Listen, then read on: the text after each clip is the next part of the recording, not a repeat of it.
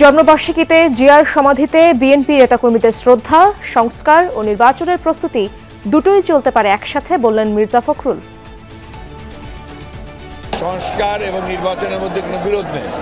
সংস্কারও চলবে, নির্বাচন হবে এবং যে সরকার আসবে, যে দল সরকারে আসবে তারা সেই সংস্কারগুলোকে এগিয়ে নিয়ে যাবে।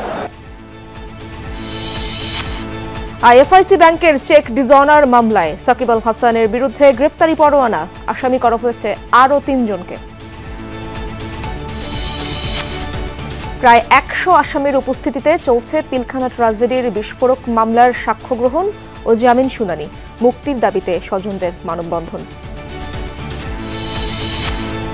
জুলাই অভ্যুত্থানের বার্তা অনুধাবন করতে পারেনি ভারত, অভিমত বিশ্লেষকদের। দুদেশের সম্পর্ক ভালো না হলে ভুগবে পুরো অঞ্চল।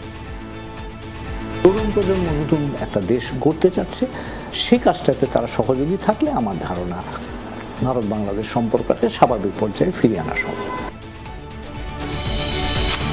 ফসল উৎপাদন 15 বছর ধরে মিথ্যা তথ্য দিয়েছে আওয়ামী লীগ সরকার, বললেন প্রেস সচিব। এ কারণেই বাজার নিয়ন্ত্রণে হিমশিম খেতে হচ্ছে। পূর্ণ তফসিলের পাশাপাশি সুদ মাফ পাচ্ছেন খেলাপি গ্রাহকরা। সবাইকে ঢালাওভাবে সুবিধা দেওয়া হবে না, বলছে বাংলাদেশ ব্যাংক।